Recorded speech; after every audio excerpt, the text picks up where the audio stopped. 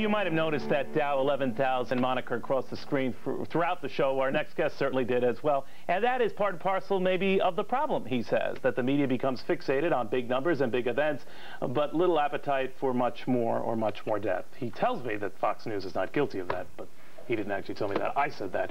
But anyway, joining us now is Jack Falvey. He is the author of Hot Negative, Why Media Missed the Business Message. It's an intriguing read on what pretty much we all do wrong. Good to have you, Jack. Thanks for coming. Good to be here. What is your big lament with the way business is covered? I guess because the reporters that cover it have no idea what they're covering. They don't understand business. Business has to make money. Business has to produce product or service.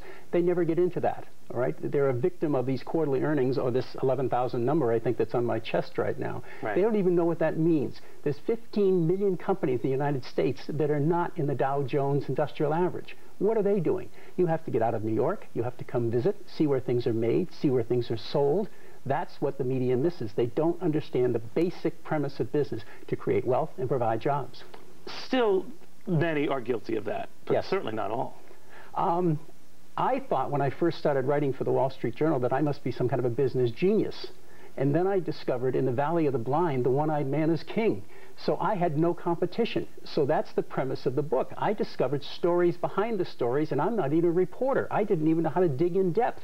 Just a shallow little look in there gets you all kinds of information that you just can't believe. You know what I gleaned from your book, though, is that you're almost looking at it as a liberal versus conservative argument, that a lot of journalists tend to either have a liberal background, so they're going to be anti-business, but not all journalists are like that, are they? Except the ones that go to journalism school or have a liberal arts background. So find me one that's been in business, and I haven't found one yet, and I work in the media. But what if you find someone who's been covering business for a long time, knows how to read a spreadsheet, knows how to look at a company's pluses and minuses, knows what's hot in the market, what's not, can read through undercurrents and what's not? Yep. You know what I'm saying? Does that necessarily make you just the one-eyed king? No, they become a victim of their sources. So they're reading spreadsheets. They're not going out and making sales calls, for example.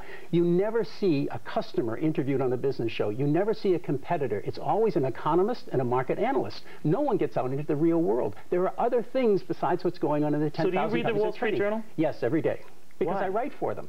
But why would you read something put out by a bunch of journalism graduates who have little appreciation for business? Because it allows me to read between the lines and figure out what's really going on.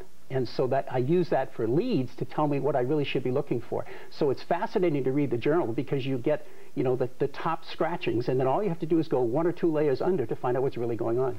Is your opinion built on just journalists having made a lot of mistakes, or simplifying big events?